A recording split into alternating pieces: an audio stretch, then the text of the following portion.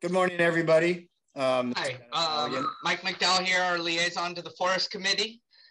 And I was going to call roll. We're starting a little bit late today, but I was going to call roll. Looks like we've achieved a quorum.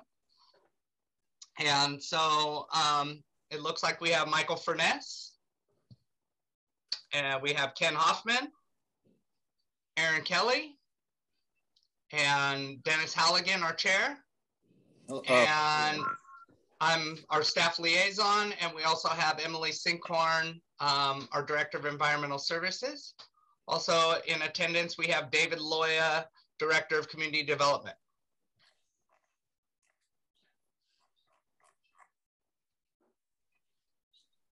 Thank you, Mike. I think what I'll do is I will start this off for everybody. Hello, and thank you for viewing the March 10th, 22 regular meeting in the Forest Management Committee. You know, the Forest Management Committee meeting is being held as a teleconference in response to local efforts to reduce the spread of COVID-19. All votes will be taken through a roll call vote this morning. If you wish to make public comment during the public comment period or for an individual agenda item during the meeting, there are two ways for you to do so. Number one, if you're logged onto the Zoom meeting webinar, click on raise your hand on the right hand side of your screen. So the little hand there. And when it's time for public comment on the item which you wish to speak, staff will unmute you and you'll have 2 minutes to comment. You can also access the meeting by phone. Call the number listed on the agenda and enter the meeting ID, also listed on the agenda. Press *9 on your phone. This will raise your hand. When it's time for public comment on the item on which you wish to speak, staff will unmute your phone and you'll hear a prompt that will indicate your phone is unmuted and you'll have 2 minutes to comment. We're making accommodations for the Americans with Disabilities under the American with Disabilities Act accommodations. Any member of the public who needs accommodations should email the city clerk at bdory@cityofarcata.org or by calling 707-822-5953. The city clerk will use her best efforts to provide reasonable accommodations to provide as much accessibility as possible while maintaining public safety. Please note, speakers wishing to distribute materials to the Forest Management Committee at the meeting are requested to provide 10 copies to the staff liaison. Pursuant to Government Section Code 5495-7.5, all writing or documents relating to any item on this agenda, which will have been provided to a majority of the Forest Management Committee, including those received after distribution of the agenda packet, will be made available for public inspection in the Environmental Services Department located at Arcata City Hall, 736 F Street during normal business hours. And with that, Michael already called to order. And so now we have the approval of minutes for the January 13th, 2022 FMC meeting. So are there any comments or questions from the committee? Nope. Do we have any public comments that have been received on these items? As a reminder, if you're logged onto the Zoom, click on raise your hand on the right-hand side of your screen. And if you've called in via the phone, press *9 on your phone and raise your hand. When it's your turn to speak, staff will unmute you and invite you to speak. And Dennis, I see no hands raised from our 3 people in attendance. Okie dokie. So can I have a motion to approve the minutes? I'll make a motion to approve the minutes. We have a motion from Ken. A second? I'll second. And from Michael. So all in favor, say aye. Aye. Aye. Okay, motion passed. Okay, oral communications. 15-minute time period provided for the people to address the committee on matters not on the agenda At the conclusion of all oral communications, the committee may respond to statements. Any request that requires staff action will be set by the committee for a future agenda or referred to staff. Do we have any public communications submitted for today that are not on the agenda? I don't see any additional hands raised in our attendees for additional communication. Okay, thank you, Michael. So then I will close oral communication. Item 5, receive an update on open space special tax ad hoc group recommendations for fiscal year 22-23. Staff, okay, thank you. Yes, well, good morning, committee. We wanted to provide an update since your last meeting. The committee has been talking about priorities for forest management within the city, and especially for this item, priorities for the open space parks and trails special tax that was approved by voters in 2020. And this committee had 2 representatives, along with representatives from the Parks and Rec Committee and Wetlands and Creeks Committee, that worked together with city staff to outline a process for committees to be able to gather public input and come together as an ad hoc group to recommend priorities for the next fiscal year for spending on this open space parks trails special tax.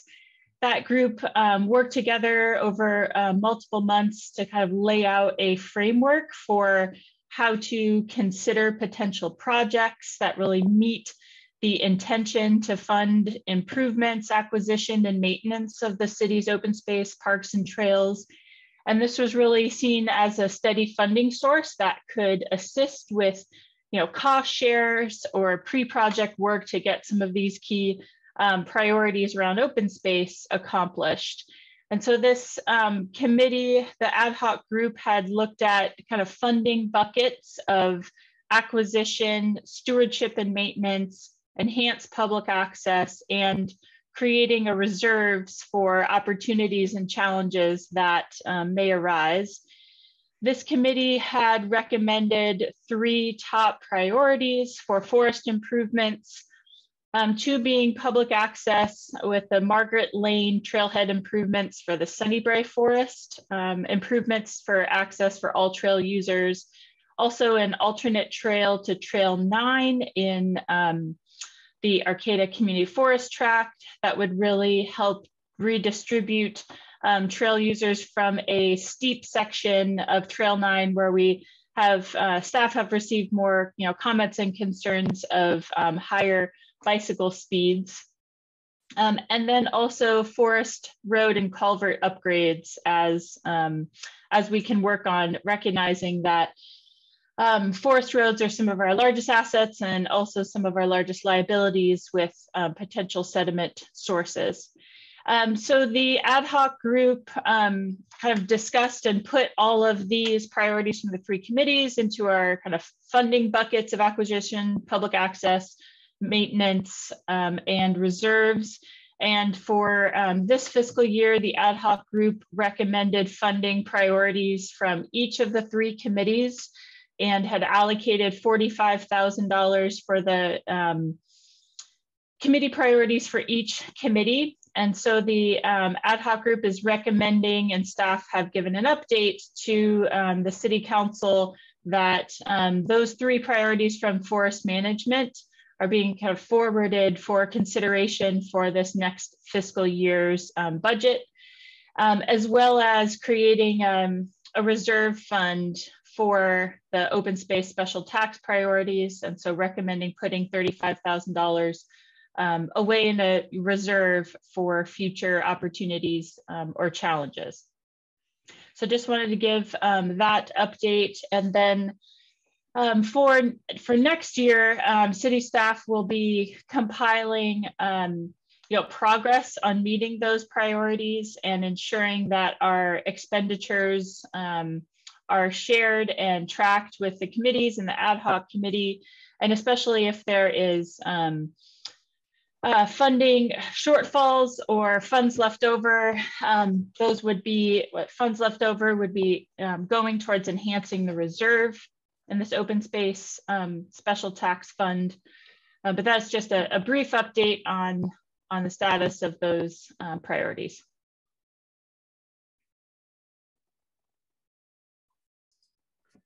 Okay, thank you, Emily. Is there any comments or anything from the committee on this? I have a question for Emily. You said that the 3 priorities from the forest management would be funded. Did you mean in 22 or 23? Right, that the intention would be those would be supported for fiscal year 22-23, so starting in July for that next year.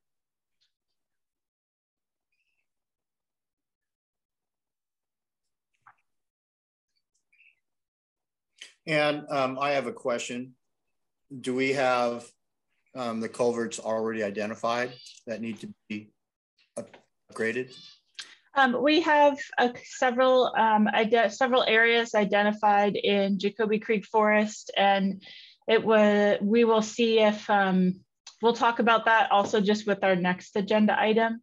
But that will be needed for just further identification and consideration of what locations would make the most sense for kind of going in and doing road or culvert upgrades, and what ones do we really want to plan when we're next having a larger forest management activities in certain parts of the Jacoby Creek Forest in particular.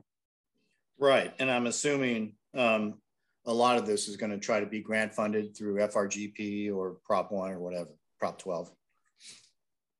So, okay, great, thank you.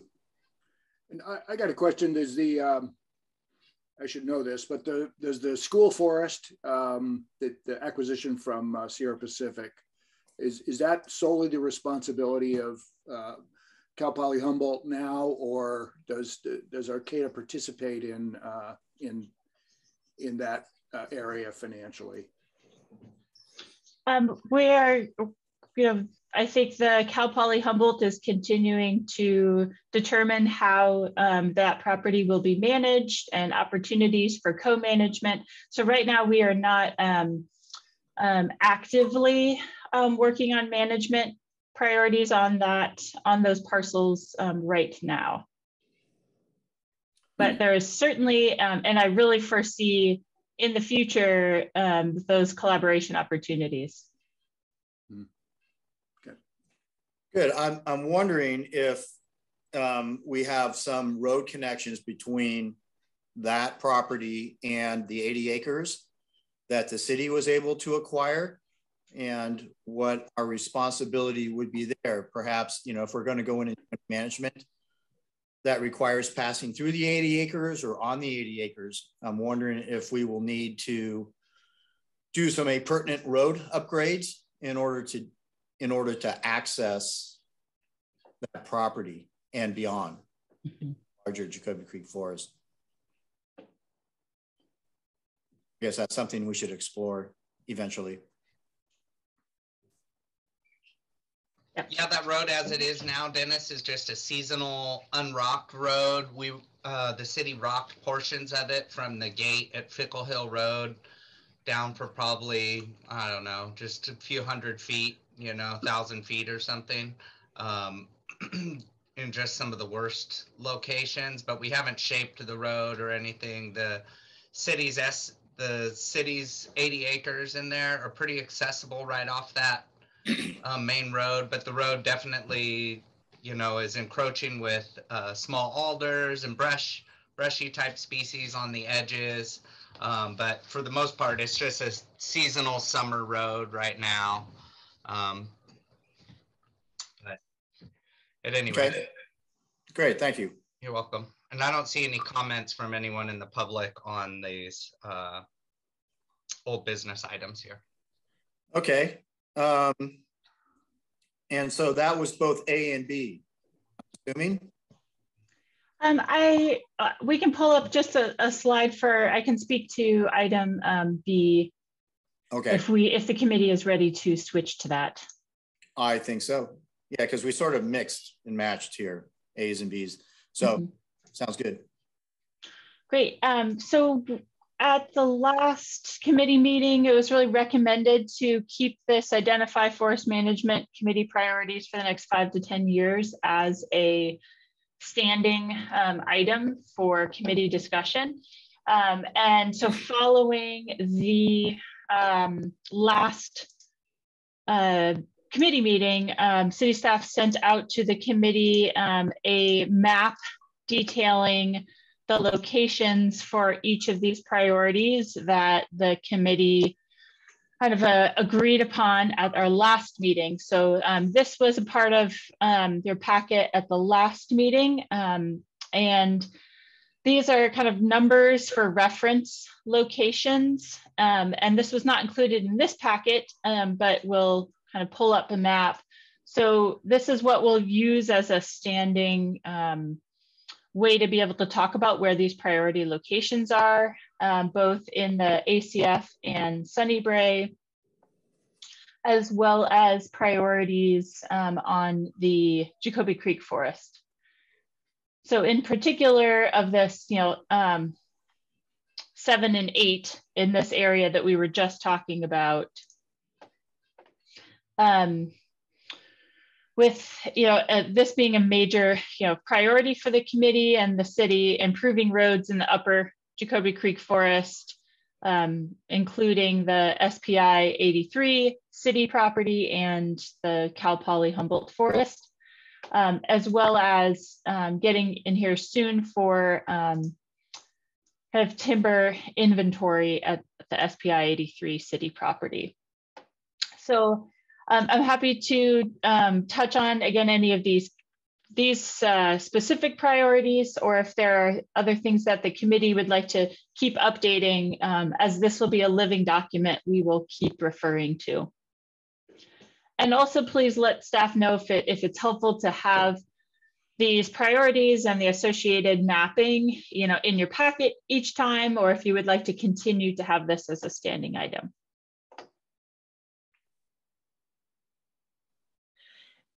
Emily, I think that it would be great to have this in the packet each time. I mean, it might get redundant, but I think it's helpful to think about this as a living document if we keep getting it. Mm-hmm. Yeah, I agree. Things sort of get lost in the stacks. So I'd keep including it as well as the maps, or at least a link to the maps.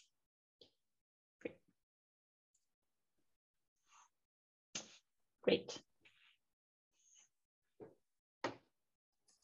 The one question I have is in regards to acquisitions. Right now, we're bumping up against the 2,500 acres for the NTMP. And so we have to be careful that any future acquisitions, once we reach that 2,500 acres, we cannot put it in the NTMP. So there's going to have to be a new management avenue for any new properties. And so I'm just throwing that out there. Yep, very much. And that is really why kind of this item of collaborate with other organizations for acquisitions, in the city's interest of collaborating with local tribes, collaborating with Jacoby Creek Land Trust and the Jacoby Creek watershed. And there continue to be opportunities that we can explore with our partners for ensuring that there may be acquisition opportunities that would really benefit the city's forest, but we are really wanting to be ensure that we can manage what we would be acquiring, and recognizing that having the city parcels within the NTMP allow for the active management that we know that we need, especially in more of the younger stands. And I thought there was some relief for that 2,500 acres coming our way and working its way through the board. Anyway, Yana or Mark would know about the status of that. So we may get out of that quandary. My understanding on that, Michael, is that you can go to a working forest management plan, slightly different than the NTMP, which is going to allow that greater acreage. Again, from my understanding, it's been kind of cost prohibitive for us at this point. We may get there and we would discuss that as a committee, but we would have to kind of look at all like the whole road system of all the properties and it would be similar to when we started the NTMP from what I understand about that process. So it would be pretty lengthy and but I think that's a long-term outlook for us. Very good. Yeah, and then the limit would be 10,000 acres, right? So it would be, it is long-term, like high upfront cost, but then it would be a lot more room for growth, I guess. Yeah, it's still probably very efficient relative to doing THPs on every year. Yeah, right now with the NTMP, we file an NTO anytime we do management activities. And I'm not sure how the working forest management plan would be. I would imagine it would be similar, but it would be a lot of upfront work, but then it would allow us to be able to continue to grow the forest all under that one management plan. But my understanding is that's kind of the long-term approach we would likely take. And I'm wondering if the next box, next to collaborate with other organizations, should be something on the order of start a rainy day fund to help fund that shift to the working forest plan. Because right now, I don't know how much of a rainy day fund we actually have, so we can start building up a war chest to cover the costs of doing that kind of planning in the future. I see Emily entering it there in the spreadsheet. I think that's a great forest management priority for us to be considering. Yeah, so start putting aside, whatever, 10% or something of the annual revenue from our harvests, to build into that. Just off the top of my head. Right now, and just to kind of further this conversation, right now we've been very strategic on the parcels that we want to integrate into the NTMP. So the new planned NTMP amendments, we're taking long-term outlook and the 2,500 acres into consideration prior to amending those properties into the NTMP.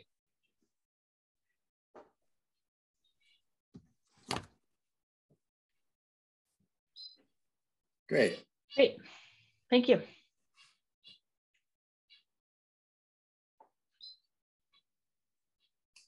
Okay. Hold on. There it goes. All right. Well, do we have any public comment on old business item B? Once again, reminder, raise your hand, right-hand side of your screen, or if you're on phone, *9 to raise your hand. And I see no hands raised from our 3 attendees. Great. Okay. Well, I'm going to close the old business and let's move on to new business. And item A is receive an update on the Arcata Gateway Area Plan and take action as appropriate. And I think Steph has an update. All right. Thank you. Good morning, all. Glad to be here. My name is David Loya, for those of you who may not know me. I'm the Director of Community Development with the City of Arcata, and I am happy to bring an update on the Gateway Area Plan to you this morning. I have a very brief set of comments and presentation that I'll do just to orient you to the document, and then I'd be happy to hear deliberations or answer any questions, take recommendations as you see fit. Let me just kick it off by sharing my screen here. I'll just walk you through the document high level, and then we'll dig into a couple of the details as I understand maybe germane to the topic today. So here's the draft plan. We released this in December of 21, and so it's been out for a couple of months now for public and committee and commission review. I've had a couple of different engagements, both at the decision makers, recommending bodies, and just generally with the public since that time. And we intend to continue this engagement for about the next month or two. But then sometime early in 2022, we're hoping to sort of resolve on the framework of this document so that we can start digging into the details that'll be included in a zoning ordinance. And so just sort of high level, this document, the Gateway Area Plan, is going to be an element of the general plan. It's intended to be the policy document, the high level, high order generalities that we would then use to compare with the more detailed and substantive ordinance that would implement these policies. So it's important to understand. I think some people have been confused by the lack of detail in this document. It's purposefully designed that way. Okay, so here's the cover. I'm not going to go into a lot of detail about what's in this document, but I do just want to orient you real quick. We have a people's summary as opposed to an executive summary. This document was written for the people, so we have a people's summary instead of an executive summary. This is a great synopsis of everything we're trying to do in the document. So if you haven't read it, I encourage you to do so, especially if you don't think you'll have the time or interest of reading the whole document. It gives you sort of a good overview. And then the admin in context is also, good summary. Hold on, I'm going to close my door. I've got some noise. A little background noise there. But I wanted to pause for a moment here and look at the map. So on Figure 1, we see the gateway area designated here in yellow. So it encompasses several blocks along Samoa, and then it kind of zigzags in here, picking up some opportunity sites within the area surrounding K Street. Here's Bud's Mini Storage. It includes the Winkle Floyd property, and then goes out along Q Street, jags over, and then follows along N Street, and then comes back down Alliance to K, and then we're back in a loop. So this is the area that we're talking about here. And many of you as in the Forest Management Committee will be familiar with this area as, former, mills, industrial lands right within the center of our city. And just to put some context on it, those industrial lands and legacy uses are, smashed between residential low density on one side, residential low density on the other side, and a stone's throw from, our downtown plaza. So another major feature shown on the map here is the coastal zone. So this blue line represents the coastal zone. Those things south are in the coastal zone. Those things north are outside the coastal zone. So that's just sort of a high level orientation to where this area is. This area has been envisioned as a opportunity for mixed use. It's organically developed as a mixed use zone over time. You're familiar with the Creamery District, and perhaps you're familiar with some of the zoning changes that we made to accommodate what was going on in the Creamery District previously. This is sort of a level up on that effort that was done earlier, and to really embrace the fact that many of these sites are vacant, underutilized. Many of these sites are in near blight conditions.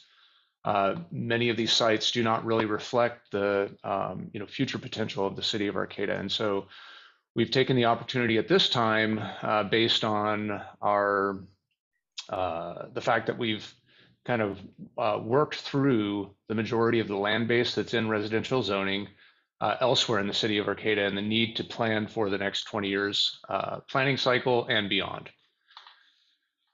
Okay, I'm going to jump around a little bit here, but I do want you to note the the topics here. So there are several different topic areas ranging from land use to infrastructure. And we can dig into any of these that are of interest to you, but I wanted to pop over to the land use section real quick and just orient you to a couple of the pieces that are, again, I think germane to the discussion today as I understand it. The first is that we've broken the area down into 4 different districts that will have slightly different standards associated with them, focusing on different opportunities that each of these areas present, and or the need to transition, for instance, in these brown zones between higher density uses that will happen in the core and the existing lower density uses that surround the project area.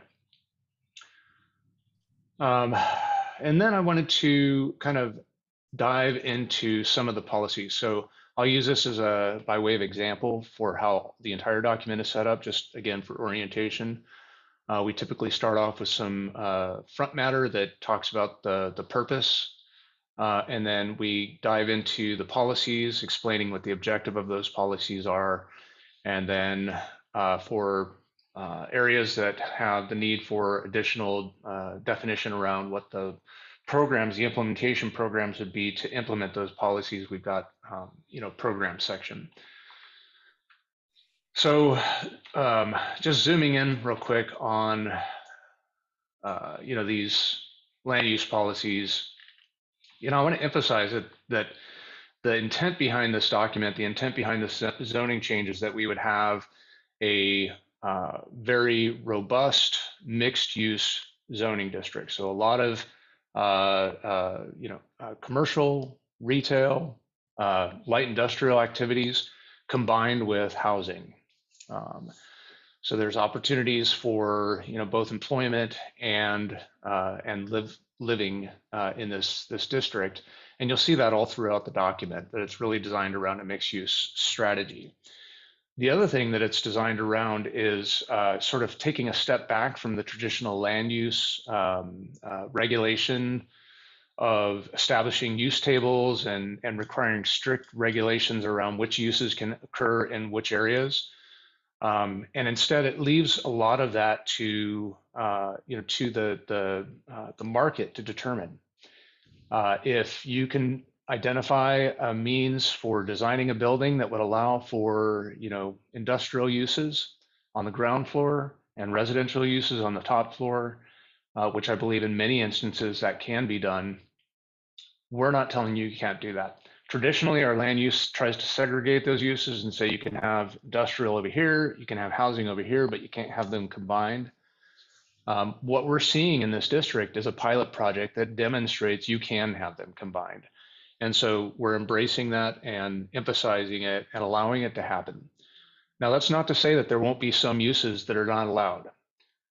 The whole intent behind this plan is to create vibrancy, to create high quality public spaces, to create high quality entertainment and recreational amenities, to create high quality public spaces that are intermixed with those private spaces, and a high quality living environment. There are certain uses that are just not compatible with that. And mini storage has been sort of the use that I've picked on most often, most frequently, because mini storage does not contribute to those goals and objectives. It's not to say that mini storage isn't an important land use activity that provides a service to the community, but if we were to design a perfect city, not many of us would put mini storage right in our downtown area. So there will likely be a provision that says, look, personal storage can be combined with other uses. So if you have, housing and you're not, most of those units are small, those people are going to need a place to put their stuff, you can have personal storage on site as well. But mini storage is an independent land use, not really compatible. Heavy industrial uses as an independent land use, not really compatible with, with the, areas where you're also anticipating, residential uses. And so we've got some prohibitions on that. that will come out of this. But for the most part, it leaves it to the private market to decide, how to implement those uses. The other thing that I wanted to focus on just before before I close, and there's a lot more in this document, but I'm trying to focus on what I'm anticipating is of interest to you, are these two policies down here. The first, GA1F, relocate existing uses. And so the idea here is that, we don't want to lose businesses, Arcata businesses, by implementing this plan. We don't want them to, have to shutter or to move to another area, outside the city. We do have some lands that are zoned appropriately for some of the heavy industrial uses that are contained within this site. We also have lands outside of this area that are zoned appropriately for some of the other uses that would be not allowed in the future. For the most part, most of the uses that are occurring in this zone, though, would be allowed and would continue as a legal conforming use. But if they do have to relocate, we also want to make sure that the city is looking for grant funds, looking for resources, working with the landowners to develop a package that can help to relocate those land uses within the city limits. The other thing I wanted to point out, and this is the last policy I'll focus on, is GA1G, non-conforming uses, site conditions, and structures. Where you have uses that are non-conforming, that are determined, illegal in the new code, but they're existing now, mini storage, for example, we have a couple of them in the district. Those non-conforming uses can go on indefinitely. There's no reason why use, if they want to continue, can't continue. And in fact, there's a provision if that use, generally speaking with non-conforming uses, you don't want to see them expand because you don't want to see them, re-entrench, and you want to see that area shift away from those non-conforming uses. But there is a sort of backdoor, another process that non-conforming uses can go through to ensure that they can remain viable. What we believe will happen with this plan is that many of those non-conforming uses will at some point realize, instead of investing in this non-conforming use, it's actually to my financial benefit to transition and start looking at other uses that would be more compatible with the vision.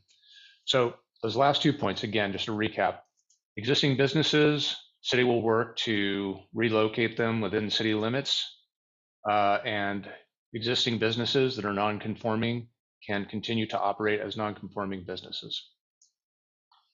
And that's sort of all I have prepared, but I'd be happy to walk through any other parts of the document that are of interest to you, answer any questions, and would love to hear your thoughts.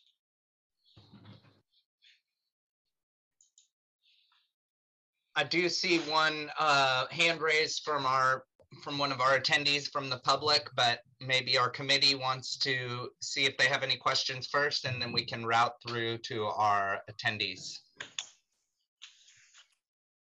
Yeah, I'm raising my hand. So, David, I want to thank you. I have actually read the Gateway Plan, and as you know, I did during the Planning Commission hearing, about 3 weeks ago or something. And it's a really big piece of work and a lot of thought. It's obvious, a lot of thought went into it and a lot of work. And so I want to commend you on that. The one thing that really concerns me, of course, are those last 2 items that you were talking about regarding conforming uses and assisting any business to relocate. The community forest, as you know, what we're doing is we're basically growing large trees and providing high quality logs to the market. And it's all part of the entire management plan strategy to show people how to do restoration forestry and to make it economically viable to do so. In order for that to happen, there needs to be a market for large diameter logs. And that's not only for the community forest, but it's also for all the other non-industrial timberland owners out there who have non-industrial timber management plans. Unfortunately, in this area, the only sawmill that is capable of sawing large diameter logs is R&L Lumber right there, smack dab, down there in the southwestern corner of the Gateway area. I understand that they're planning on also moving into fir. And so the next closest place is down in Cloverdale. And so one of the objectives for the Gateway Plan is to reduce carbon footprint and things like that. It is critical for this area to maintain a large diameter sawmill. If we don't, we on the city will have literally no place locally in order to sell their logs. They're going to have to ship them all down to Cloverdale, which is a hell of an expense, especially now when you look at the cost of diesel. It's a big expense. It creates tons more greenhouse gases and things like that. So it's critical that we maintain a large diameter sawmill.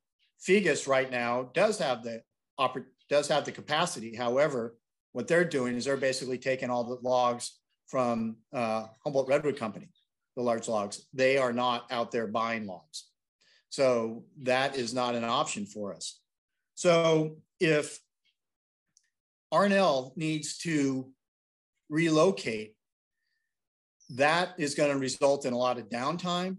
It's going to potentially result in a loss of their market. And then they're going to have to ramp up again and try to recover that.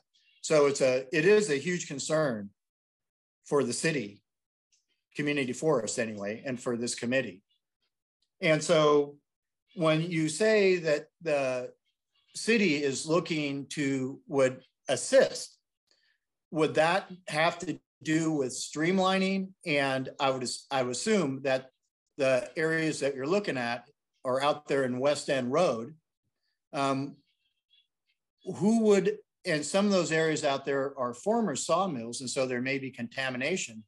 So to what degree would the city assist in this kind of relocation? Would there be any streamlining of permitting, assistance with contamination removal of the new sites?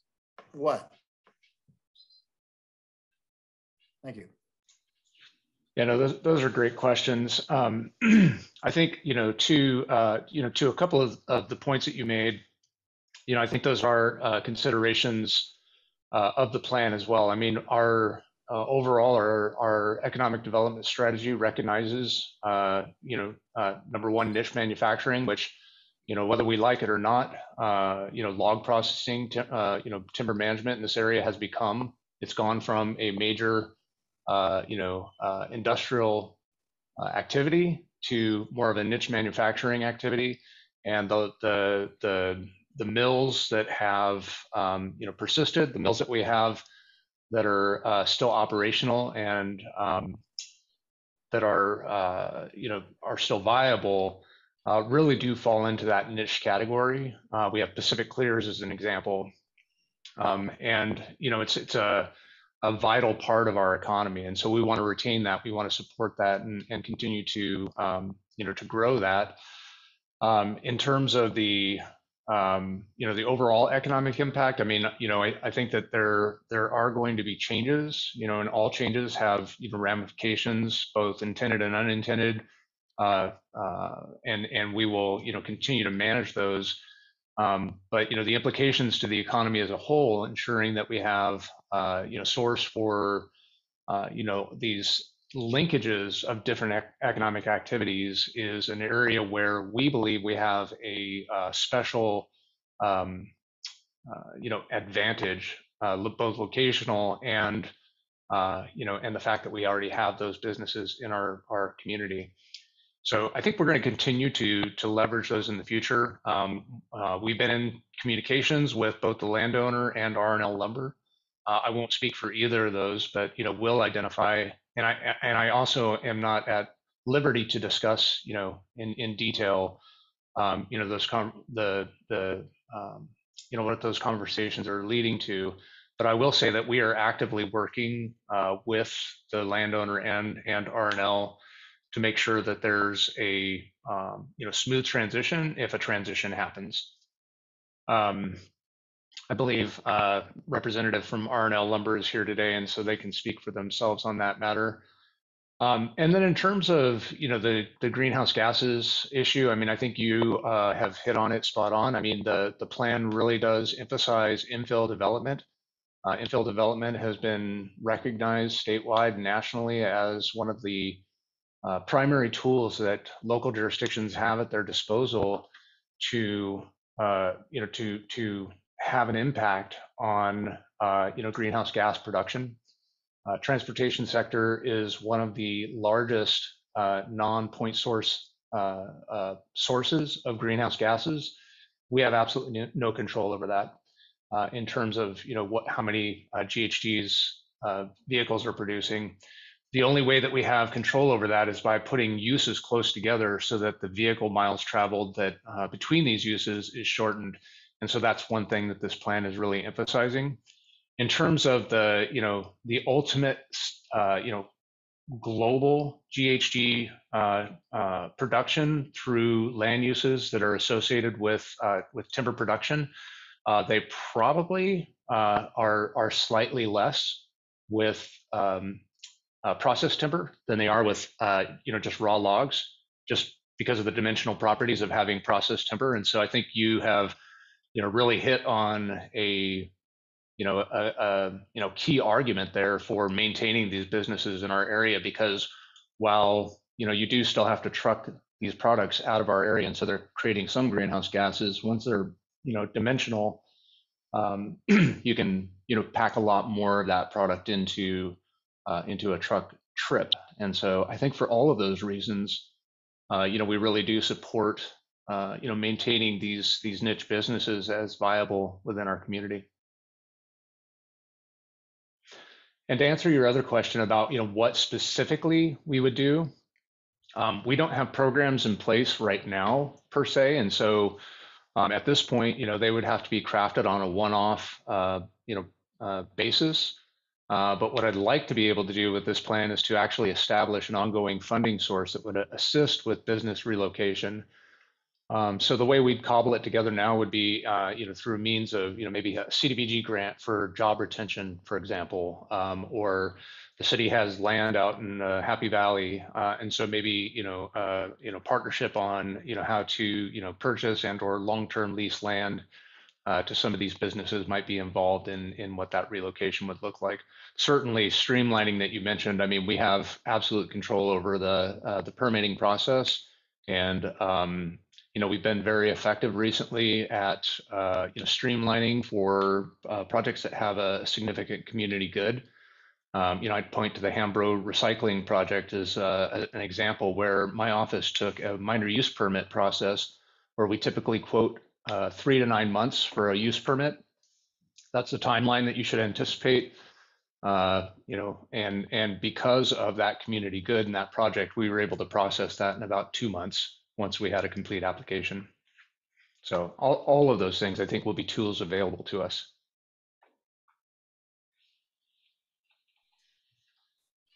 Great, thank you. Anybody else want to speak? Otherwise, I could go on forever. So, okay. I have a question, David.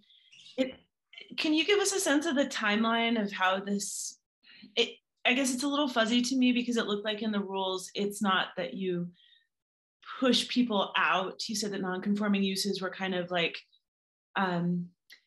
it sounds like non-conforming uses are going to be encouraged to move, I guess is how I read that. But, when you think about the timeline, I know that you can't be super specific, but it's not that the mill has to just move right away. It's a process of, it's years. Can you give a sense, like, it's not decades and it's 1 year, but it's somewhere in between. Yeah, no, I think that's a really good point. A lot of it really depends on, the property type. And so, focusing on the mill, the R&L is leasing property on a site that someone else owns. And so it's up to, their lease terms that they're existing. It's up to, the desire of the property owner on how quickly they want to move once this is adopted. And, what the city can influence in that negotiation. I'll be a little blunt with the committee right now in terms of the impact of a property owner who is interested in moving quickly on this plan once it gets adopted. The impact that moving quickly to the detriment of longstanding businesses in our community would have on approval of the project. Optically, whether they have the legal authority to do so or not, optically that just doesn't play well. And so everyone recognizes that. The landowner recognizes that. We're working with them to ensure that there's a smooth transition. And I don't know the timeline specifically for any particular site. It would be really dependent on a lot of factors. But I do not anticipate seeing large scale changes rapidly with the introduction of this plan. And I do think that, where there are, some sites are just complete vacant parcels that could be developed tomorrow. Those will likely be developed first. Other sites have, challenges that are associated with them. They either have, contamination, or they have, other constraints that need to be dealt with first. They have, businesses that are operating on them that, those need to be, worked out and have smooth transitions. They have people who are living on them. Those issues need to be worked out and have smooth transitions. So, yeah, it's not going to happen in a year. It will happen slowly over time. A good example of how slowly over time it happens is if you look at the the existing general plan, the existing zoning in the downtown area, for example, the commercial central. You can build up to 4 stories, mixed use development, today. And we've seen, 3 buildings that, approximate 4 stories built in the last 20 years. I do think there's a danger in looking backward to predict what's going forward, because as we all know, there are, additional pressures on our community for growth that weren't there, especially in the first part of the 2000s, that we saw ramp up in the 2010 to 2020 decade. And I think we'll see continue to ramp up over the next couple of decades.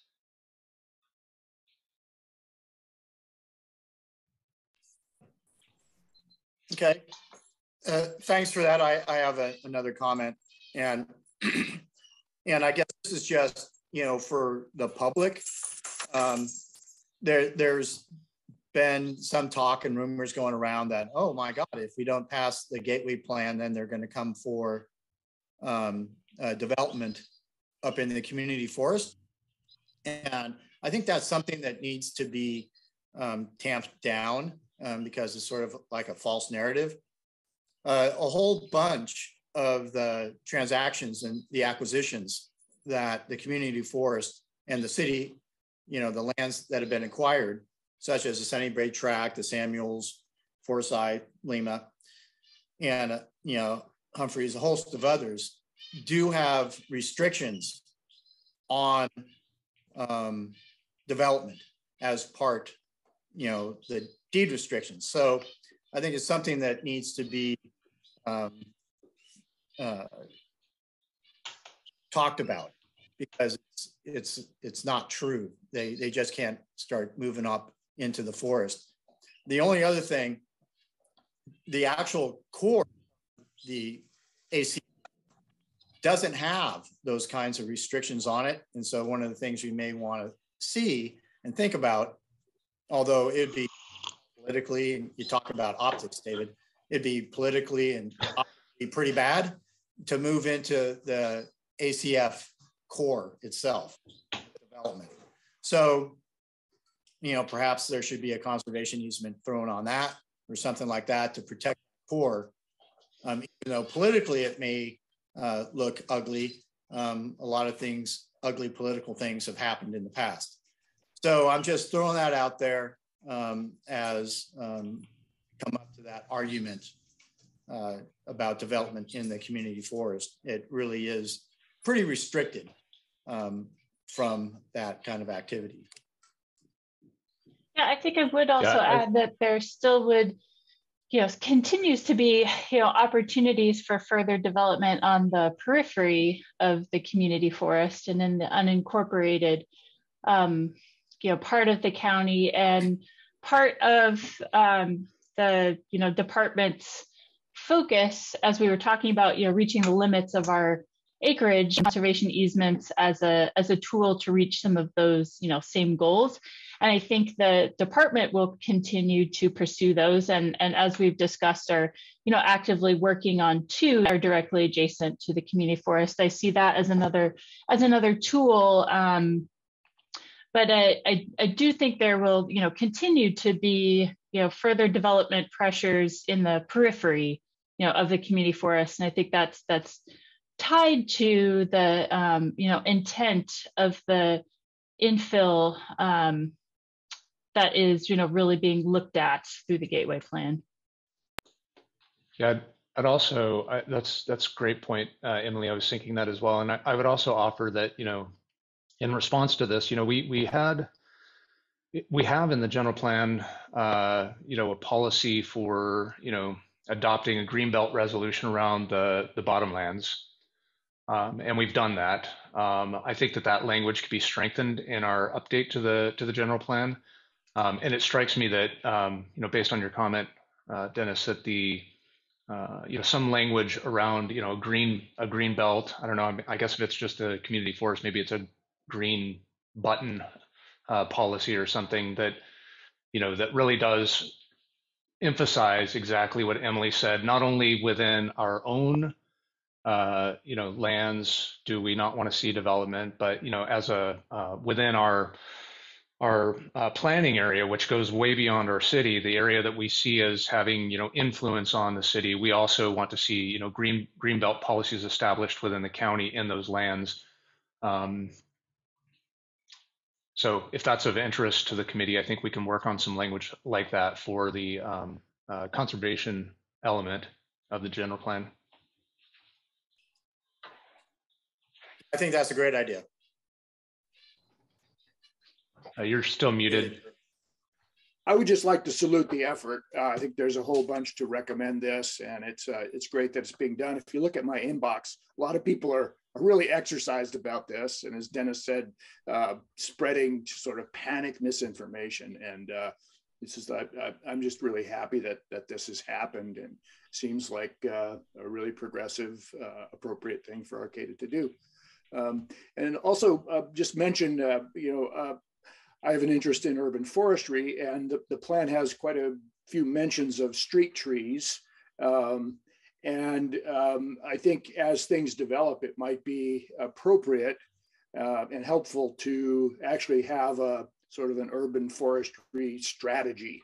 What street trees in what kinds of locations, sort of urban forestry actions taken in the city that the Forest Management Committee had no involvement with. And I would just suggest that going forward that we do take a look at if there's going to be significant plantings or removals or something like that, that be run by the committee.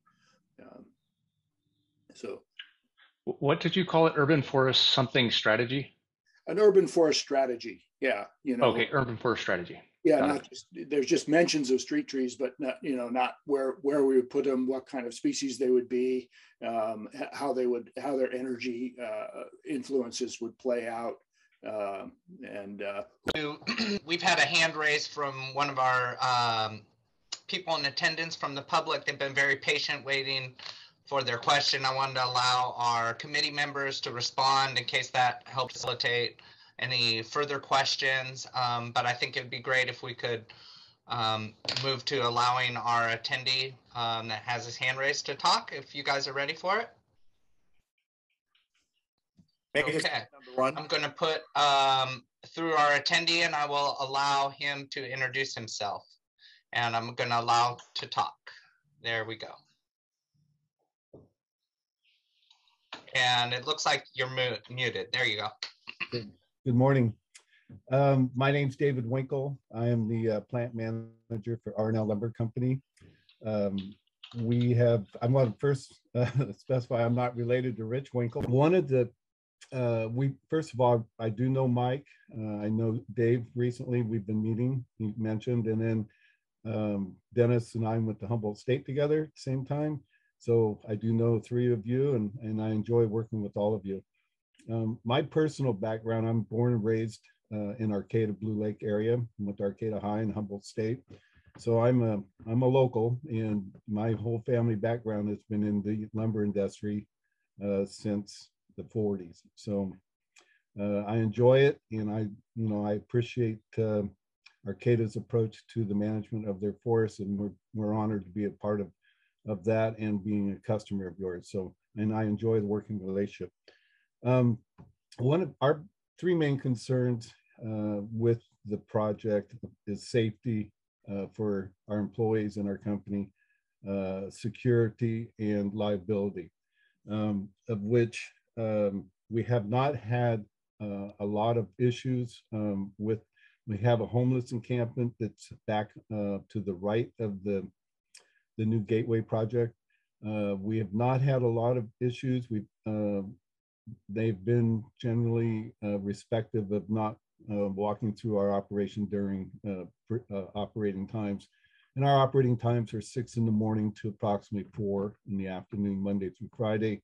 And occasionally we operate on Saturdays when the market is strong. We do work some overtime on Saturdays. It's, people entering our property when we're operating and when we're not operating, but mainly when we're operating because we have large equipment. We have loaders and heel booms, and you just can't see everybody that's walking through there when we're in full production mode.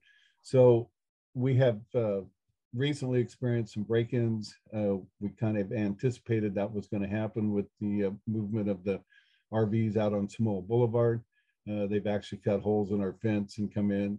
I'm not saying they, mean the people in those RVs. Somebody has. We have not been able to find point who that is, and we don't think it's the people that are out there. We think it's someone that's driving up on Samoa Boulevard in the middle of the night and taking lumber and exiting. So we know that that's part of the challenges that we have to deal with, and we talked with the city police department. And they're doing a good job patrolling. So, but back to our security issues and our liability, we have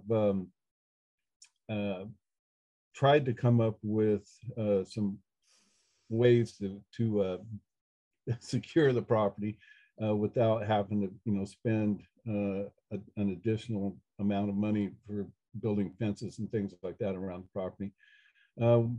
So with that, I've not read the report. I would like to get a copy of it. And I did not see anything that addressed those issues in the index. Briefly looked at it, and I'm not expecting any answers right now. I'm just voicing our concerns. I have been working closely with Dave about relocating, and we're very encouraged that that's going to happen within the next couple of years. Our timeline would be a minimum of 2 years, we believe, but we have, we could speed that up with some additional outside help. The owners of our company, one of them was going to try to be on the call this morning, but something came up. But one is in Santa Rosa, and the other one's in Concord, and they are mainly they're our customers. I mean, everything we produce goes to those two companies, and they're very long-term oriented right now. They want to expand and build a new facility, and so the timing for us is, for us to have to be relocated is good. Because it's in our long-range plans, and Dave and I and Karen have been working towards that, and we feel very encouraged that we're going to work something out with the city of Arcata. And we do appreciate them reaching out to us before we got to this point, and telling us this is what our plan is, and we want to work with you, and we feel very good about that. With that, I don't know how much if Dave or who we would talk to about the security and liability issues, but we, that's our main things at this time, and of course safety. And I just think that you guys are all willing to work with us, and we're willing to work with you.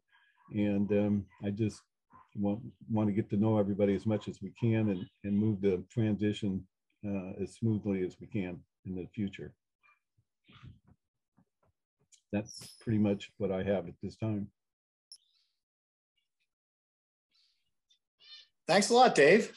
Really appreciate it. And I am happy to hear that you guys have this, relatively short planning horizon to relocate, because I think, just like my comments earlier, I think it's critical that the business be maintained intact and as little disruption, to your, incoming supplies and outgoing products and things like that continue unabated, basically. So cool, great, thanks a lot. You bet. And Dave, I just also wanted to, Dave Winkle, wanted to thank you for your patience in that long wait for your comment. Thank you.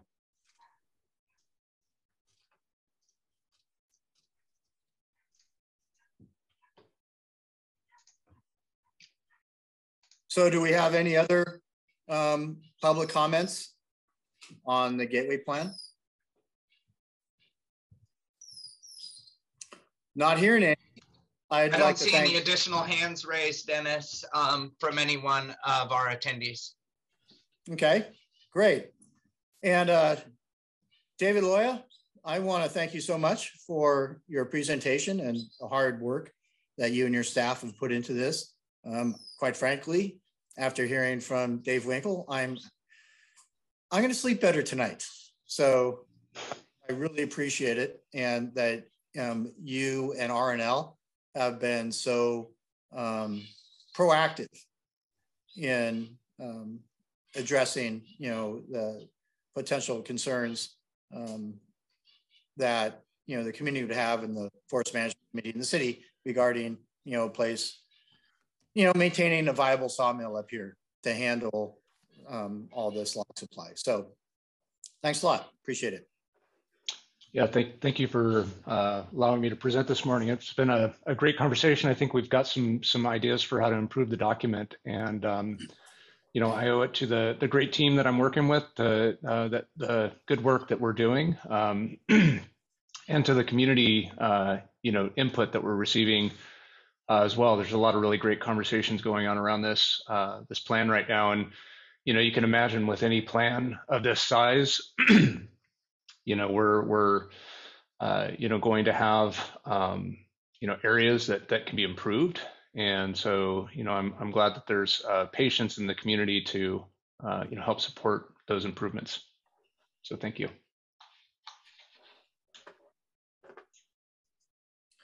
Cool. So with that, I'm going to close item A on the new business, and we will now move to item B.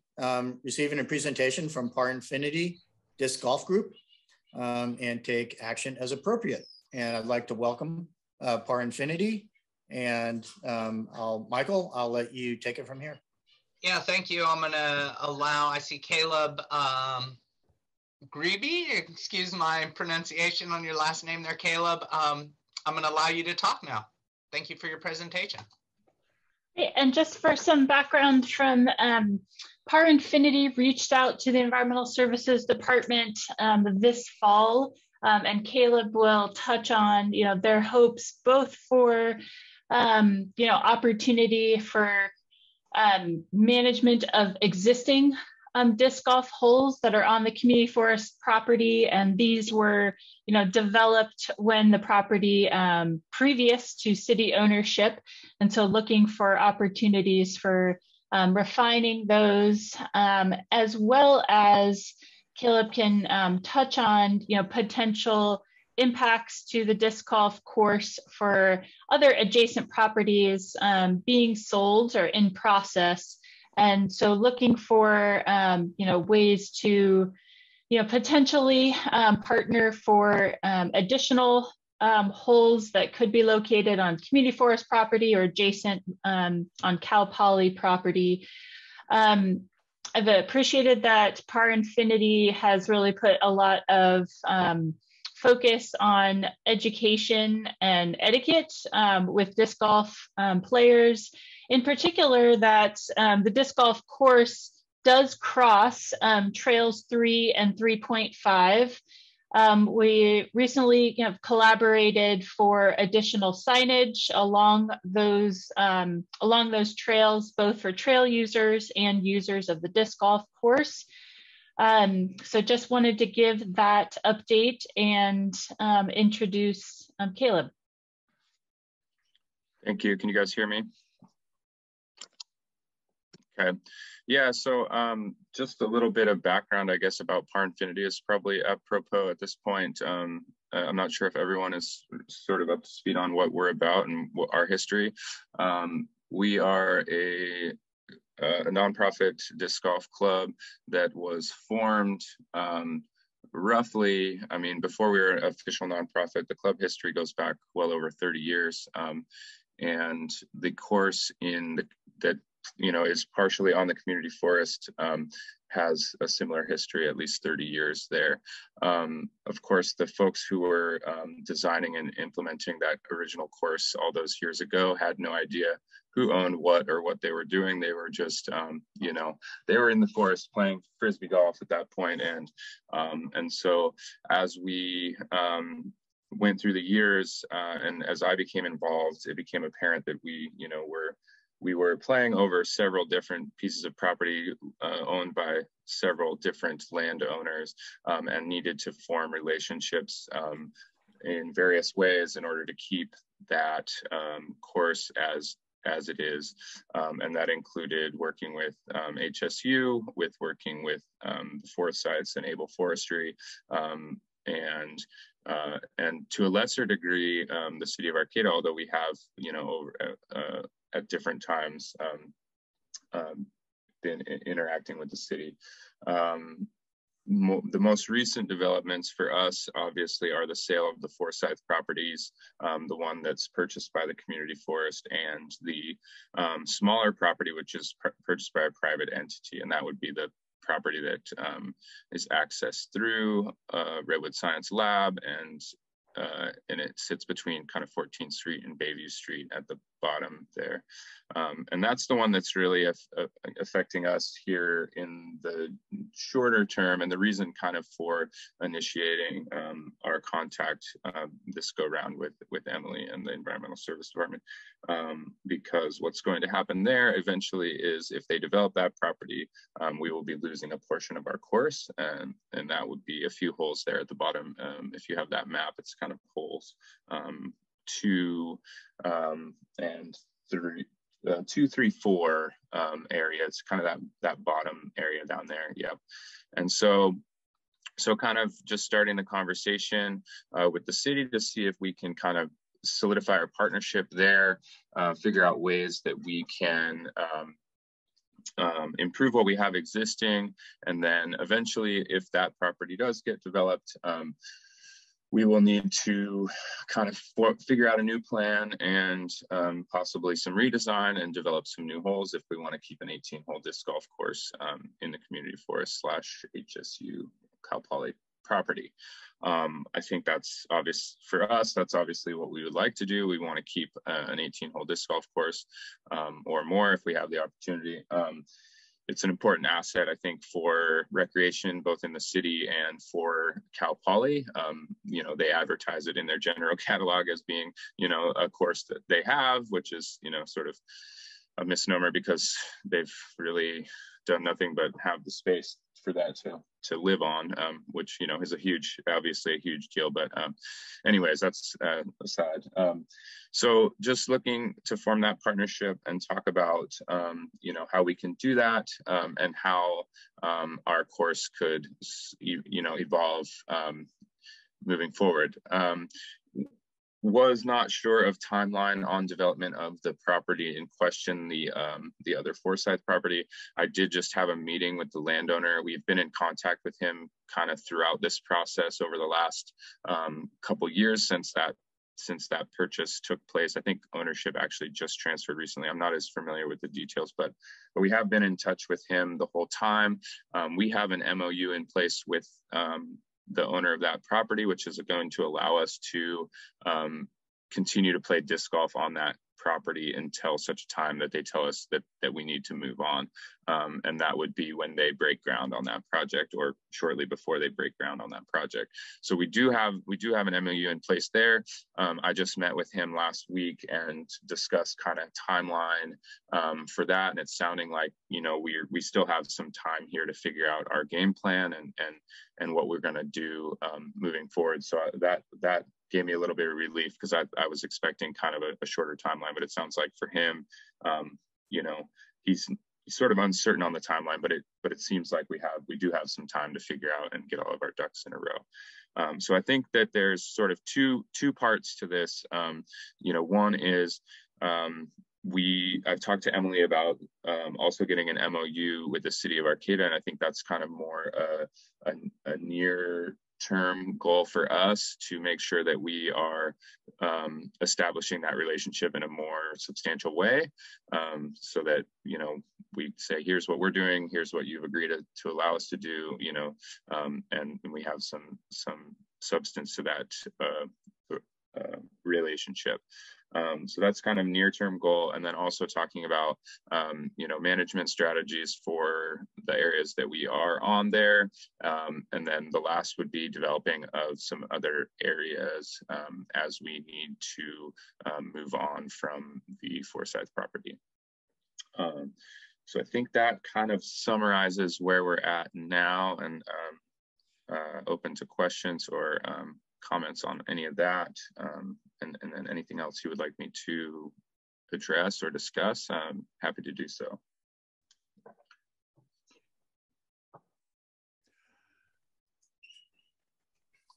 Well, I'll start. Comments.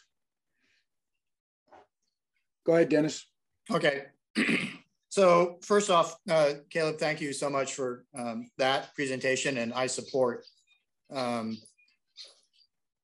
you know, disc golf, you know, up in the community forest. I think it is totally in line with one of the objectives and one of the management features of the community forest is to help provide recreational opportunities for the community. And so I'm totally supportive if you need to, you know, move off of that property where 2, 3, and 4 is, then, you know, working with the city sounds like a great idea to me. And so that's pretty much all I have is just, you know, good luck, and I hope things work out. Yeah, I think a big part of it is the legacy course that we have there now. You know, the idea is we want to keep as much of that course intact as possible. There's a ton of history there with our club, with the community, with the greater disc golf community. You know, people travel from all over the world to play certain holes on this course. It's a world-renowned course. You know, so we want to keep as much of the existing course as we can. So I think moving off of that area entirely is not the idea. It's trying to figure out how to continue to use that area and sort of add a few holes to replace the ones we're losing, is our goal, our hope. So we would love to explore other areas as well if they were presented to us, but that's the main goal for this area. So I've got a couple of comments. One is that you may or may not know that the Six Rivers National Forest is in the process of figuring out how to move their staff to the Robot Sciences Lab, as Six Rivers and RSL have both downsized, and Six Rivers wants to get out of their very expensive lease in Eureka.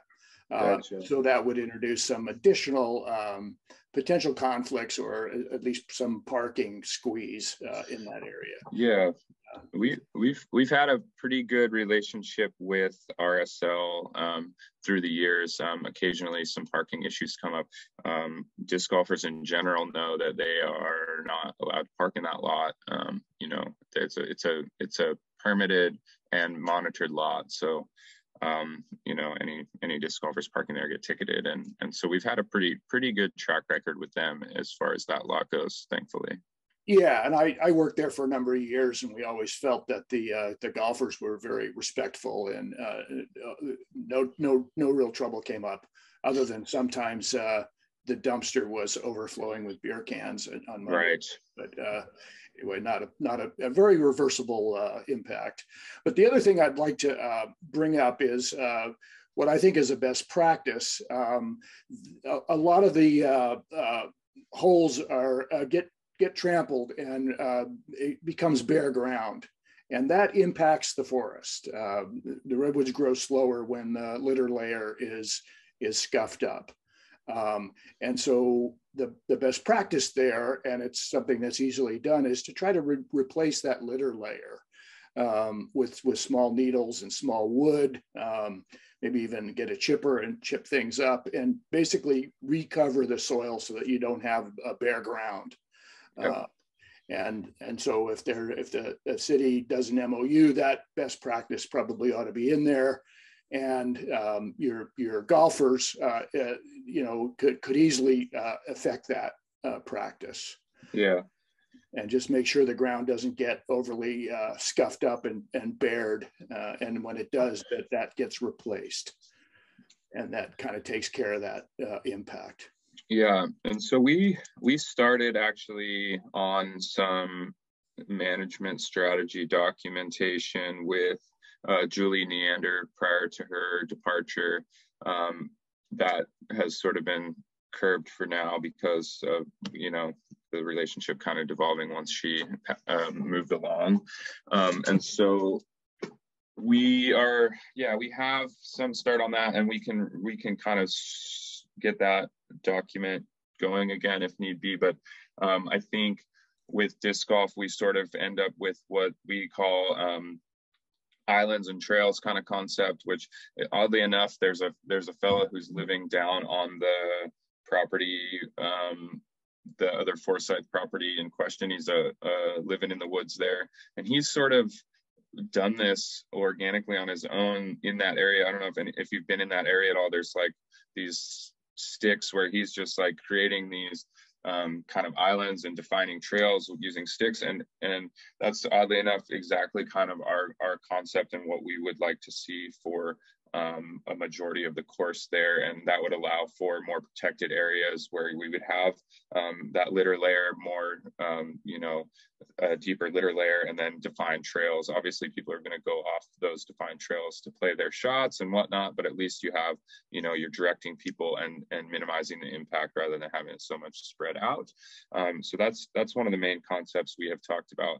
The issue I think with that fella is he's you know, he's bringing in logs from other areas of the forest to that, so that's kind of a problem. But we would have to figure out how to you know, what's going to be appropriate materials to create those pathways on the disc golf course, what's the appropriate material to use for the litter layer, obtaining that kind of stuff. Obviously that's stuff we can talk about down the road, but that's definitely on our radar. We had an issue on the course with a bunch of material that was placed on the log deck. It's up on trail 3.5 north of trail 3. At one point there was a huge pile of like wood debris placed there, and we had this whole back and forth about whether we could spread that or not. There's a bunch of noxious weeds in it, etc.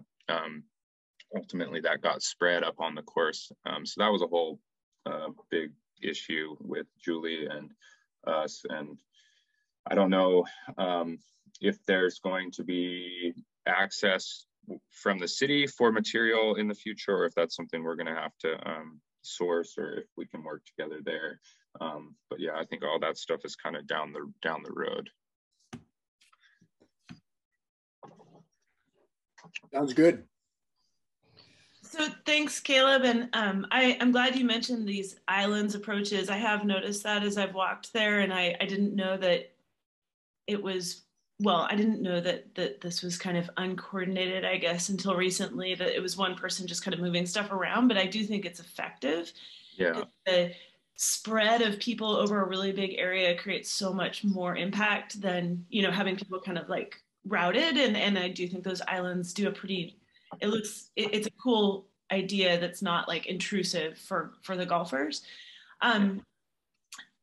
Anyway, so I encourage you to keep pursuing that. I had a question about whether you've been actually talking with Cal Poly about, you know, long term, if they see any potential for. Yeah. So that's another question on my notes here, was to actually ask you all if there. I had a contact at Cal Poly years ago, and we had sort of arranged to build our T-pads back there and been given the go-ahead to do that. And I had someone in their environmental services department as a contact, but I have since lost contact. We haven't talked to Cal Poly in years at this point, and I need to start a conversation back up with them regarding the course and the future of the course, and that's kind of on my list as next immediate item, actually. And I'm wondering if you all have any recommendations on who I would speak to there. I have ideas, and you could email me and I could poke around a bit. I mean, I actually think the facilities, the people who are planning some of that might be good contacts, and I know some of those folks. Okay. I don't know. There's no chat here. My email is aaron.kelly@humboldt.edu. And I can make sure that Caleb gets your contact, Aaron.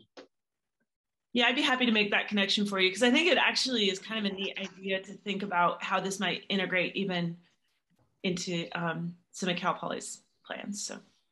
Yeah, and I think, you know, I kind of briefly mentioned it earlier on, and sort of in a off the cuff way, but I think, you know, we've built something on their property and they recognize it as a thing, but we don't have any formal, you know, contact or arrangements, you know, and so I think getting in good standing with them and making sure that we have an understanding with them about what's going on, and then planning for the future is definitely important. I think it's a huge asset for the university, and something that they can use a little bit more to their advantage than they are currently.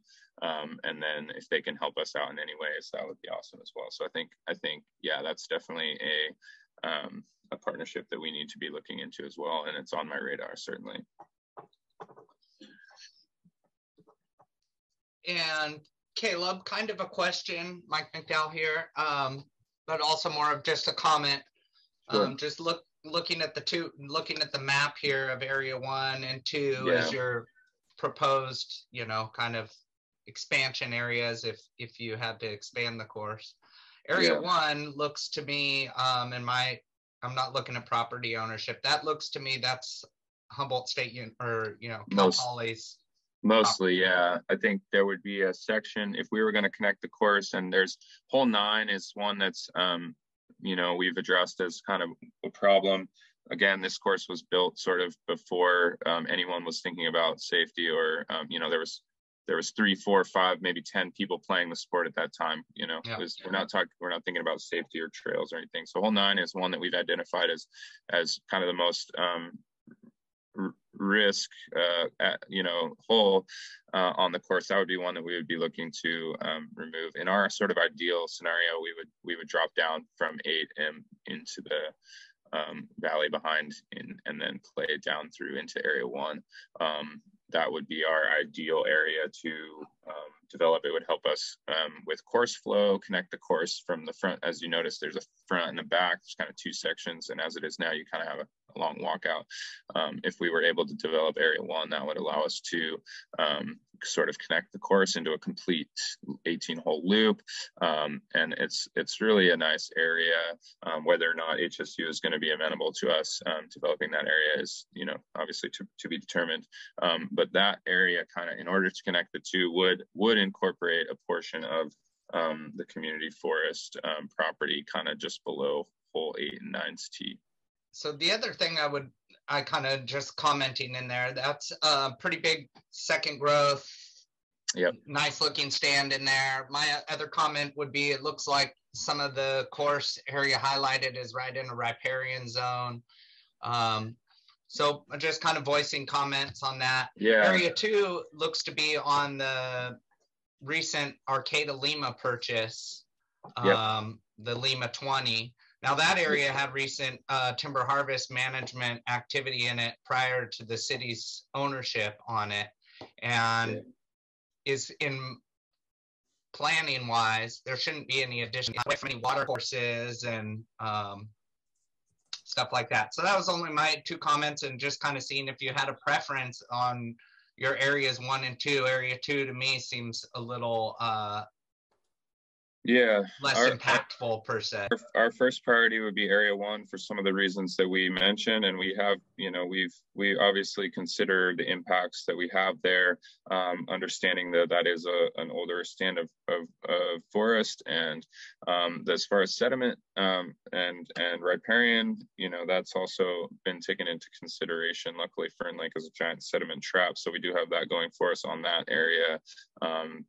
We also, I was hoping that Mike Belchek would be able to join today. He's sort of our oldest disc golf member that's still involved. He's a biologist, and he and I have walked the property extensively and discussed kind of what would need to happen to make those different areas work. And so we do have folks thinking about these things. And so, yes, I think the least impact obviously would be area 2 as far as that's concerned. For our purposes, area 1 is our ideal scenario. Okay, thank you, Caleb. Something that comes to mind is that the Metcalf plots, which are super valuable. And, if you recall, we had a presentation from Ben Eberly reoccupying a lot of that, making sure that we're not impacting those Metcalf plots with the golf course. Great, and these Metcalf plots were kind of long-term monitoring plots in the community forest and adjacent. And right. To my knowledge, Michael, I only know of 2 of the Metcalf plot locations, and they're not in that highlighted area. Okay, we might want to get those mapped so we can make sure that we don't have conflicts with this or anything else. Really want to be careful. Despoiling long-term plots is a unfortunate thing that happens a lot of times. So we just lose track of them, and they get changed in a way that impacts their research value.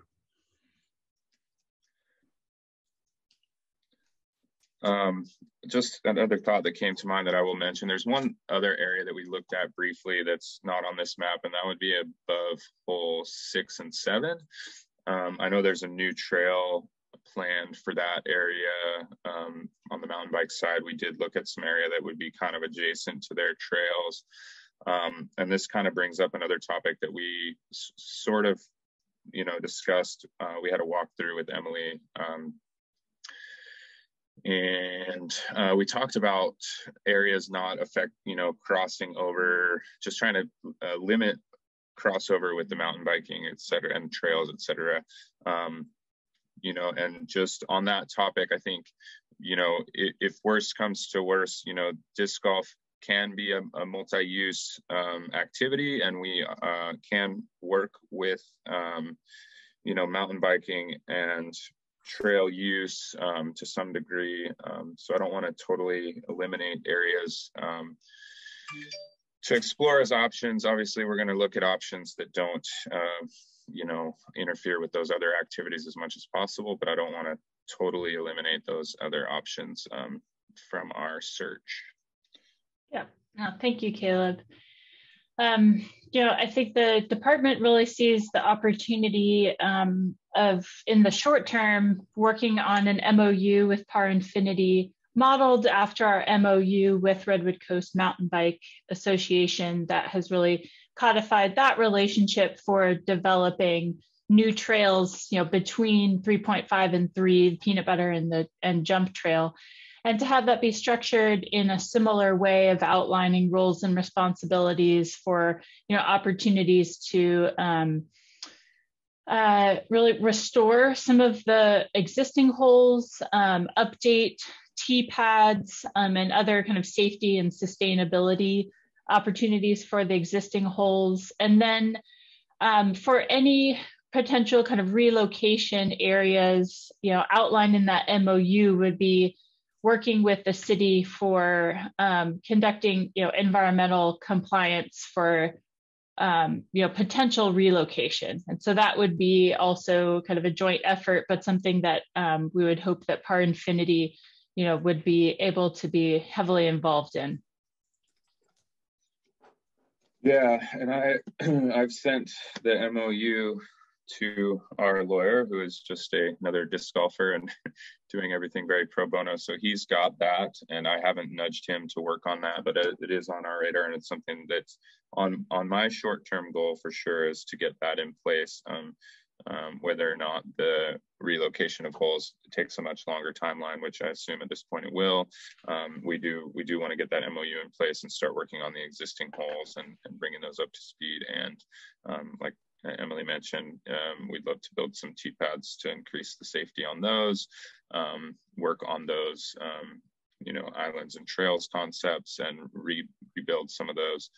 It's particularly holes 5 and 6. 7 and 8 play kind of on a more recently harvested property as part of the Forsyth area. So it's really those holes 5 and 6 on the community forest property that we would be looking to work on. Item B on Par Infinity, if any of the committee, just for the sake of time, to make sure we don't go too far beyond our end time here. Does any committee members have any action or any further comments on that?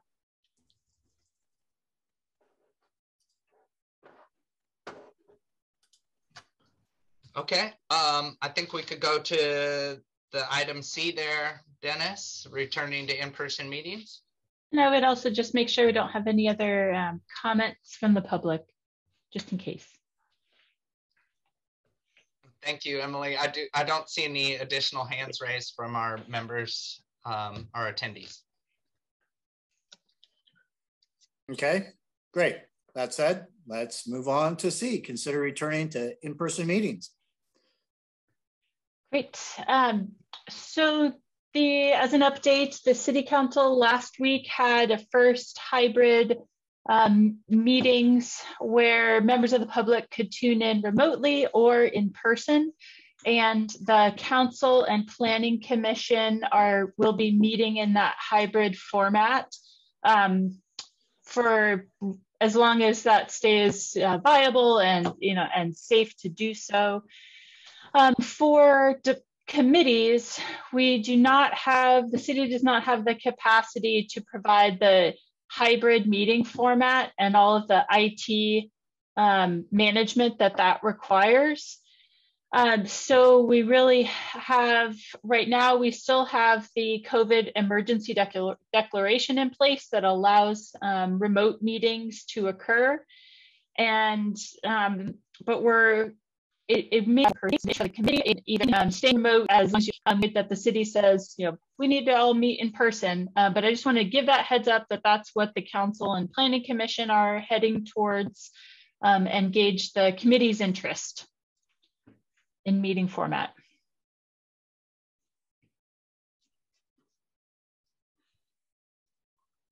I'm interested in in-person meetings, and I guess I don't understand the IT requirements. All you need is a connected computer and a projector.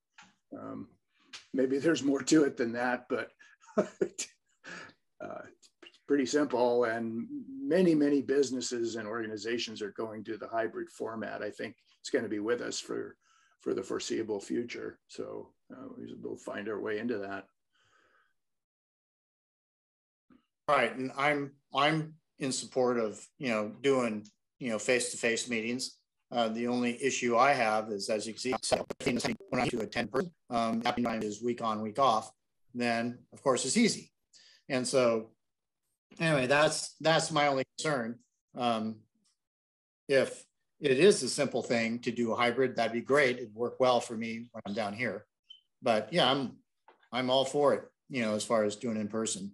Hybrid would be best, especially if there's some community members that cannot attend in person. So. Well, I agree with Dennis. I think if we had the opportunity to be hybrid, that would be ideal. But personally, I'm happy to meet in person. Yeah, I agree. I'd like to meet in person if possible. I think some of the, well, I don't know exactly the IT limitations, but I think it's more than just a laptop. Usually the hybrid model requires like projection and like to actually integrate people into the meeting. So that might be some of the limitations in terms of IT, but in person is fine with me if that's the direction we go. Great. Well, thank you for that feedback. We'll continue to meet our commission for the hybrid side, conducts, you know, that to be able to switch from what's projected to, you know, the committee.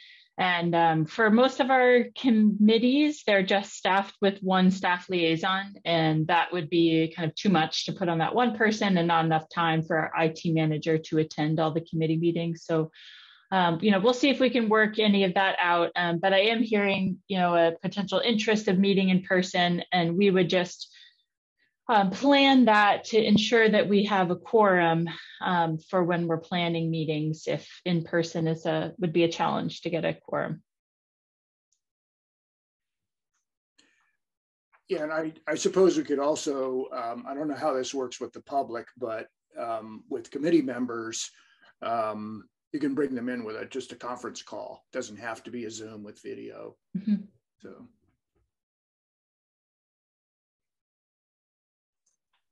Yeah, great. That'd work. Cool.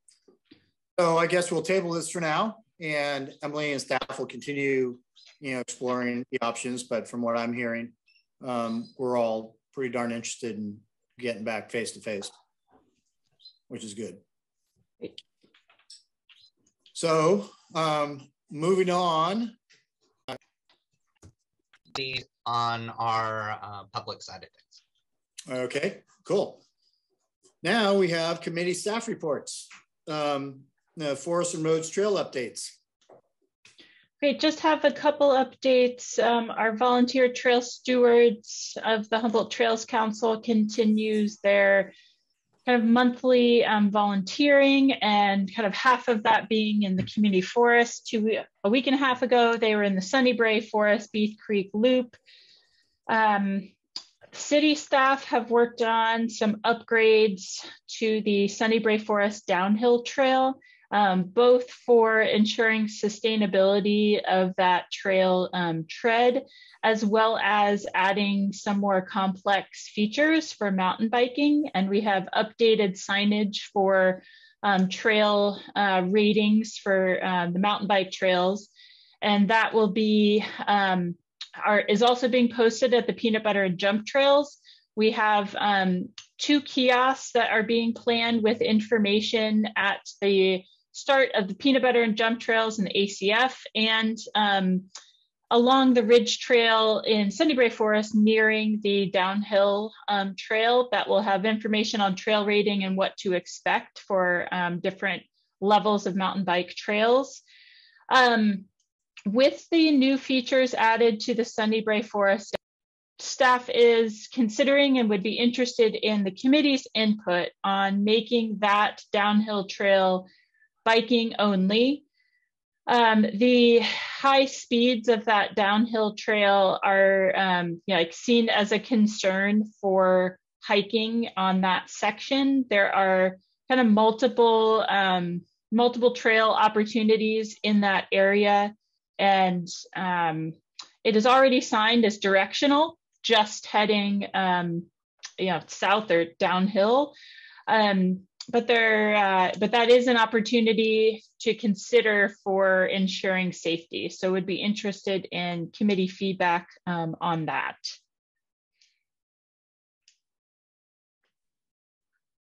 Sorry, what trail was that? This is I'll work on getting that up. This is the Sunnybrae downhill directional trail, one-way directional trail, and I will pull up a map right now.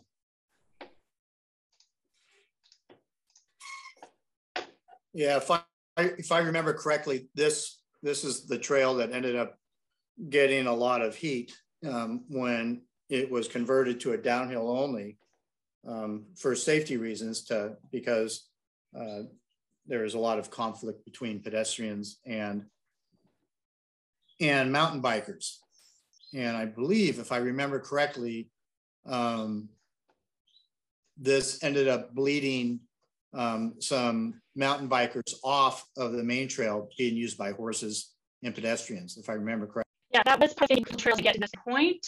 And so instead of, having a lot of, of having an option is use just as a trail design. But, it is this, opportunity safety concerns. Yeah. So that we, that would be something that we could consider. Yeah, it seems to me, I remember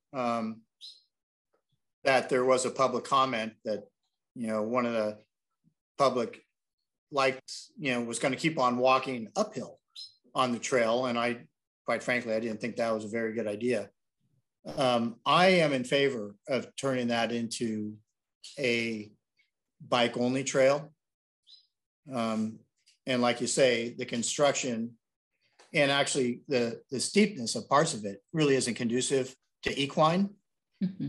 And there's plenty of other opportunities and trails there that are, horse and mule friendly and pedestrian friendly and, slow speed bicycles. And so if we can reduce the public risk, I think that would be a good idea. Great. Any other thoughts from the committee on that? I think it's a good idea to go forward with what you're proposing under the knowledge that not everyone is going to comply with the sign regardless. Yep.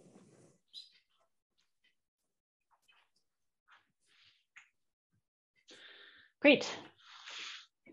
So do we need to have a vote on this? It's not structured on the agenda for kind of making that helpful guidance for the department. We have, it does really be a committee decision. I just really wanted to get the committee's input before kind of moving forward with some signage. Okay. So is there any public comment on this?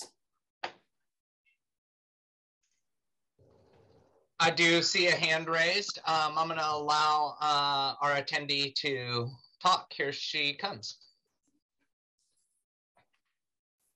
Yeah, I'm in the Sunnybrae Forest quite a bit, and maybe I would suggest putting some signage on the bottom of that trail where it comes out, because I know a lot of hikers have accidentally, or walkers have accidentally gone up that trail, not knowing how steep it was and not knowing it's primarily considered a downhill biking trail. And then, unfortunately realized it halfway up. So maybe more signage on the bottom would be good, just so people don't accidentally. I think people think it's like, oh, it's a shorter cut on that Creek loop. So anyways, that's my suggestion. Thanks. Thank you. Thank you. Yeah, great suggestion. Yep, and we do have some signage on the downhill side, but with this direction, we'll make sure that is augmented and more clear on both directions. I have a quick question about quorum. I actually have to go pretty soon, and does that, you can continue the committee reports, right? We can continue the committee reports, because we're not taking action. So I think we can just there'll be informational items. Okay, I can just stay like 10 more minutes and then and hopefully we'll wrap up in that time. Okay. Thank you. Perfect. So not seeing any more community members speaking up regarding item A, I would like to move to forest harvest updates for 2021-22. So forest harvest updates, I guess I'll give a quick update. It looks like we're going to be, we're still planning to have a 2022 harvest. It seems like our priorities are going to be shifting over from the Swainer harvest as the immediate priority into the LaForge tract as being the area chosen for the priority for this year's harvest, as we finalize other aspects associated with Swainer. So Emily and Mark Andre, our staff forester, and I have been meeting and discussing these things just recently, and it appears that it's going to be most conducive to switch into more looking at the LaForge parcel as the 2022 priority tract. We're working with Green Diamond and going on the road to use a green and better. We're still working on both tracks into the NTMP, so both tracks are still being amended, and that process has had no change. We're just kind of shifting our priorities into the Klein LaForge tract as opposed to Swainer being the primary priority.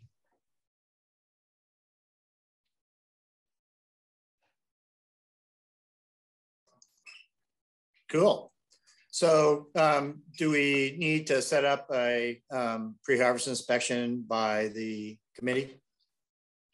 So again, I'm gonna, kind of defer to Mark on that when he's ready for that. But yeah, when the area is all ready for a field trip, I think we will reach out to the committee and all, however that process is, and we'll be reaching out at that point for pre-harvest. But right now there wouldn't be much to see. All we've really kind of worked on is the roads. I haven't flagged in boundaries. So it would be similar to your guys' tour that we just did about a year ago, 2 years ago now, where we just walked on the property and looked around. There wouldn't be much more to show. Just kind of want to get it a little more ready before a field trip, I would say. Okay. And I could see July perhaps being a good, meeting for that. Okie dokie. Sounds good. Do you guys have any more updates, or can we move into public comment? That's it. Okay, let's move into public comment. Any public comments? And I don't see any hands raised on public comment. Okay, sounds good. We will close Forest Harvest updates. Future agenda items.